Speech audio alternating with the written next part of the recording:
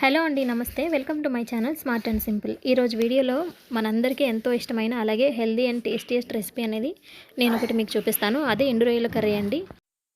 ఈ కర్రీని చాలామంది చాలా ఇష్టంగా తింటారు. అలాగే రెసిపీ అనేది తెలియని వాళ్ళు కూడా ఎవరు ఉండరండి. ఇన్కేస్ ఎవరైనా తెలియని వాళ్ళు ఉంటే వాళ్ళ కోసం కూడా ఈ వీడియో అనేది చేస్తున్నాను. ఈ రెసిపీ అనేది ఎక్కువసార్లు నేను ఇంట్లో ట్రై చేస్తూ ఉంటానండి. ఎందుకంటే దీనిలో ప్రోటీన్ ఎక్కువ ఉంటుంది, అలాగే క్యాలరీస్ కూడా తక్కువ ఉంటాయి.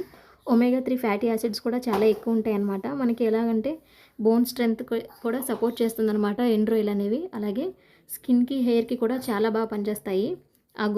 స్కిన్ కూడా చాలా బాగుంటుందండి ఎండు రొయ్యలు అనేవి తరచూ తీసుకుంటూ ఉంటుంటే. అంతేకాకుండా హార్ట్ ప్రాబ్లమ్స్ ఉన్న వాళ్ళకు కూడా ఈ ఎండు రొయ్యలు అనేవి చాలా చాలా మంచివి. ఇన్ని బెనిఫిట్స్ ఉన్నాయి కాబట్టి నేను ఈ రెసిపీ అనేది ఎక్కువగా చేస్తూ ఉంటాను ఇంట్లో. పిల్లలకి కూడా పెట్టవచ్చు అనమాట. సో ముందుగా మనం ఒక మందంగా ఉండే కడాయి తీసుకోవాలండి. కడాయిలో ఆయిల్ హీట్ చేసుకుని దానిలోనే ఆయిల్ హీట్ అయిన తర్వాత సన్నగా తరిగి పెట్టుకున్న ఉల్లిపాయ, పచ్చిమిర్చి ముక్కలు వేసుకోవాలి. సో ఈ విధంగా ఉల్లిపాయ, పచ్చిమిర్చి ముక్కలన్నింటినీ కూడా వేసుకున్న తర్వాత, అంటే మనం రొయ్యలు తీసుకునే క్వాంటిటీని బట్టి ఉల్లిపాయ, పచ్చిమిర్చి ముక్కలు వేసుకోవాలన్నమాట. రొయ్యలు కొంచెం తక్కువ ఉన్నా పర్వాలేదండి. ఆనియన్స్ కొంచెం ఎక్కువ తీసుకోండి. కర్రీ అనేది గుజ్జు గుజ్జుగా వస్తుంది.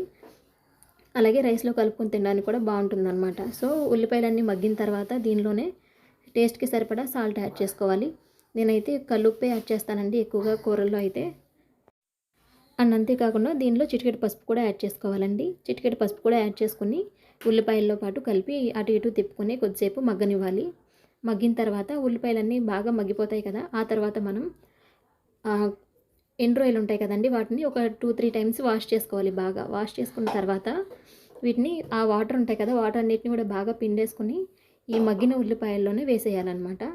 సో మగ్గిన ఉల్లిపాయల్లో వేసేసుకుని వాటిని కూడా ఒక 2-3 మినిట్స్ పాటు మగ్గనివ్వాలి. కొంతసేపు మూత పెట్టేసి, అది కూడా మనం లో టు మీడియం ఫ్లేమ్లో మాత్రమే పెట్టుకోవాలి.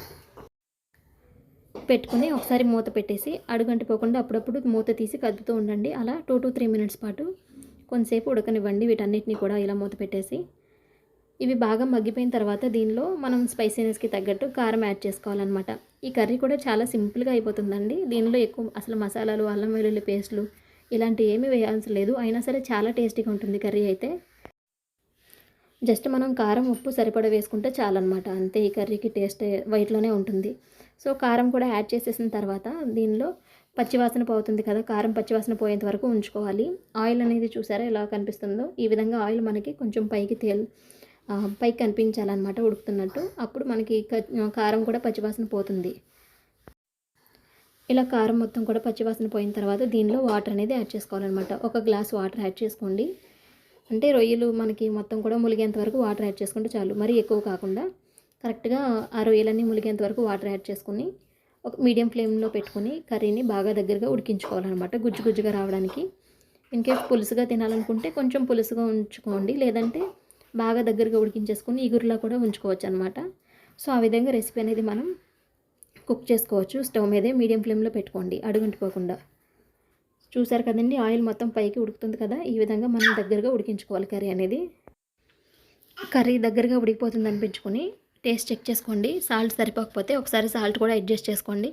ఫైనల్గా స్టవ్ ఆఫ్ చేసేసే ముందు మనం కొత్తిమీర, కరివేపాకుతో గార్నిష్ చేసుకోవచ్చు. డ్రై ప్రాన్స్, డ్రై ఫిష్లు ఏంటంటే వీటిలో కొంచెం గ్యాస్ అనేది ఫామ్ అవుతుంది కొంతమందికి, ఏమైనా హెల్త్ ఇష్యూస్ ఉన్న వాళ్ళకైతే. లైట్గా మనం కొంచెం జీలకర్ర పొడి చల్లుకోవచ్చు, లేదంటే అవసరం లేదండి, స్కిప్ చేసేయచ్చు మీరు కంప్లీట్గా. నేను కుక్ చేసే ప్రతి కర్రీ కూడా మ్యాక్సిమం ఒకే టైప్లో ఉంటాయండి, ఎందుకంటే ఎక్కువ మసాలాలు అవేమి యూజ్ చేయను కాబట్టి. చాలా చాలా ఈజీగా అలాగే సింపుల్గానే ప్రిపేర్ చేస్తూ ఉంటాను. ఆయిల్ కూడా చాలా తక్కువ యూజ్ చేస్తానండి కర్రీస్లో. మ్యాక్సిమం నాన్ వెజ్ కర్రీస్లోనే కొంచెం ఎక్కువ ఆయిల్ అనేది యూజ్ చేస్తాను. అది కూడా 1-1.5 స్పూన్ అంతే. అంతకుమించి ఆయిల్ అయితే నేను ఎక్కువ వాడను కర్రీస్లో. మీరు నా కర్రీస్ కూడా చూసే ఉండొచ్చు వీడియోస్లో. లుక్ అంత బాగుండకపోయినా సరే టేస్ట్ అయితే మాత్రం చాలా బాగుంటుంది. దయచేసి మన ఛానల్ అయితే సబ్స్క్రైబ్ చేసుకోండి. అలాగే లైక్ చేసి, షేర్ చేసి, కమెంట్